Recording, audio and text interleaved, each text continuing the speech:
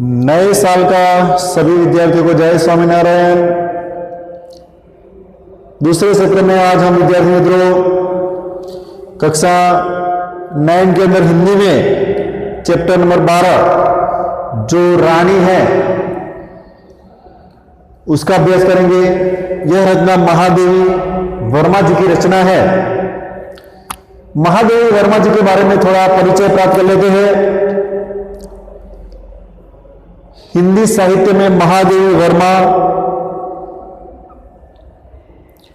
जिनके बारे में कहा जाता है मैं नीर भरी दुख की बदरी और तुम को नी में ढूंढा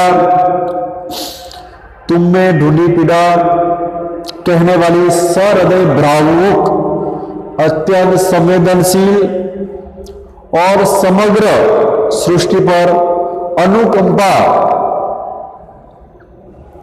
करने वाली छायावाद युग की अप्रतिम रचनाकार है। छायावादी युग के 4 स्तंभ है, प्रसाद जी, पंत जी, महादेवी जी और निराला।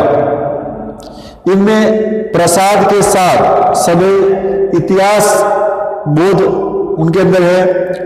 पंत सुमित्रानंद पंत जी प्रकृति के कोमल पदों की रचना की है उन्होंने।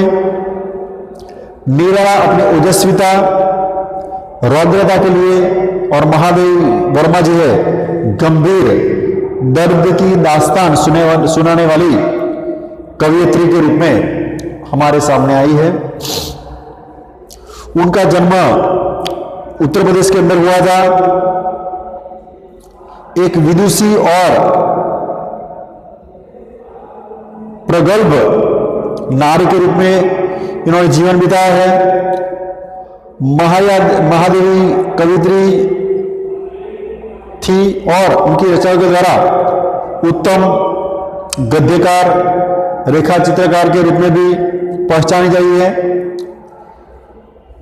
प्रयाग महिला विद्यापीठ के अंदर प्राचार्य के रूप में और कुलगुरु के पद पर शिक्षा क्षेत्र में इन्होंने अनुपम योगदान दिया है। निहार, रश्मि, नीरजा, सांध्यगीत, दीपशिखा, अतीत के चलचित्र इनकी बहुत लोकप्रिय रचनाएं हैं। तो विद्यार्थी मित्रों आज हम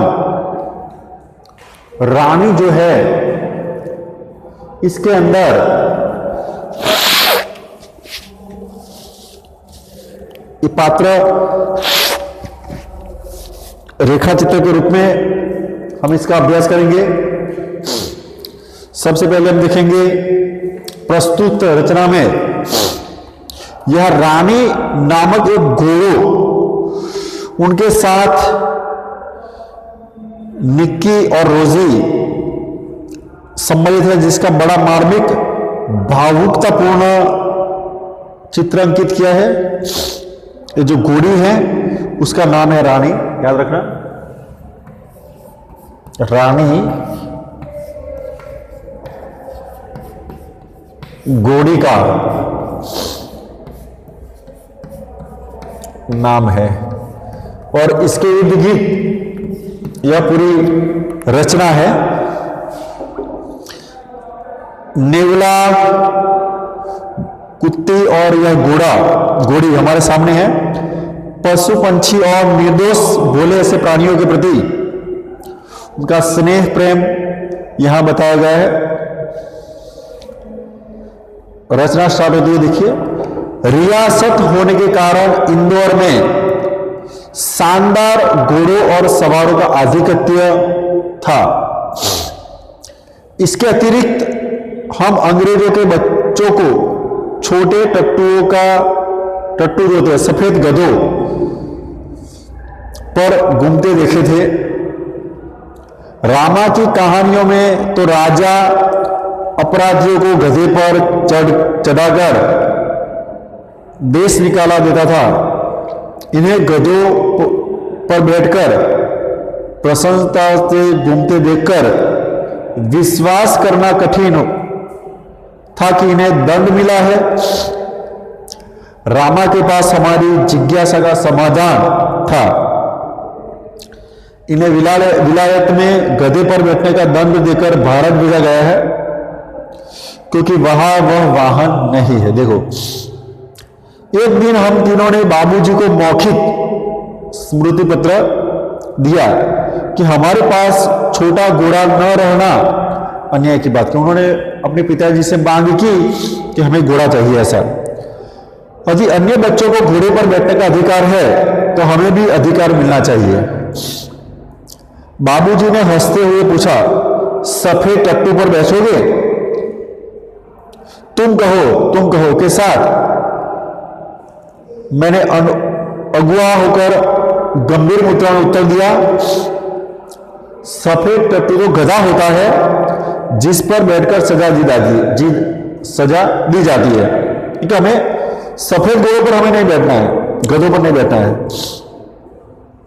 पता नहीं हमारे ज्ञान के वज्र स्रोत रामा को बाबूजी ने डांटा या नहीं, परंतु कुछ दिन बाद हमने देखा कि एक छोटा सा चॉकलेटी रंग का टट्टू आंगन के पश्चिम वाले बरामदे में बांधा था।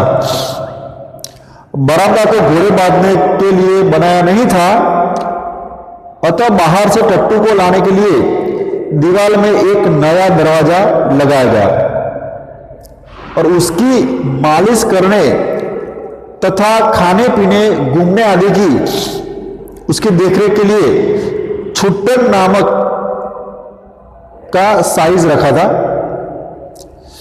तो इस प्रकार ये जो बच्चे हैं उन्होंने बात की, तो आखिर उनके पिताजी ने घर में एक ऐसा ही टट्टू लाकर रख दिया जिसका रंग चॉकलेटी था, और इस प्रकार उनके घर के अंदर एक नया मेहमान आ गया। अब तो हम उस छोटे टट्टू से बहुत ही प्रभावित और आतंकित हुए, यानी कि हमें बहुत अच्छा लगा। हमारे तथा हमारे अन्य साथियों जीवों के लिए न मकान में कोई परिवर्तन हुआ, न कोई विशेष नौकर रखा गया था। रामा को तो नौकर कहा नहीं जा सकता, क्योंकि वह तो डांटने फटकारने के अतिरिक्त हमारे कान भी खींचता है और हमारी खिड़की तक दरवाजे में परिवर्तित नहीं हो सकी, जिससे हम रोजी और निक्की के साथ कूदने में कष्ट से मुक्त हो सकते। रोजी और निक्की, देखो निक्की कौन है? नेवला, और रोजी जो कुत्ती है। ठीक है, बाबूजी ने यह सुनकर कि वह टट्टू हमारे सवारी के लिए आया है, हम सब 4-5 दिन उसके रुष्ट और अप्रसन्न घूमते रहे, परंतु अंत में हमारी उसके साथ मित्रता हो गई। रामा ने उसका नाम पूछने पर ज्ञात हुआ कि उसे ताज रानी कहकर पुकारा जाता है। जो घोड़ी लाए थे उसका नाम ताज रानी था।